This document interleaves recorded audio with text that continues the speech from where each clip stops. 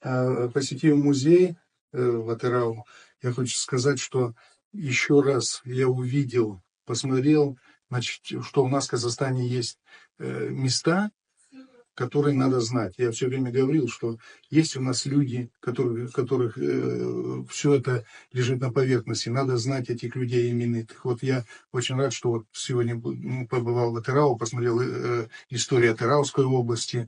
И не только историю развития области, но и посмотрел людей, которые занимались развитием этой области. Вы знаете, очень много отсюда вышло ученых, музыкантов, значит, вы знаете, вот просто героев. Я хочу пожелать, чтобы было развитие этой области, чтобы у нас вот молодежь знала очень хороший музей, много экспонатов, чтобы молодежь наша знала, что происходит у нас на севере, что у нас происходит на юге, что на востоке, что на западе. Поэтому здесь должно быть все у нас гармонично. И большое-большое спасибо сотрудникам музея, которые содержат.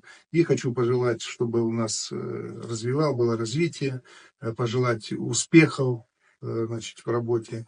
И пускай будет все мирное небо над головой. Спасибо большое.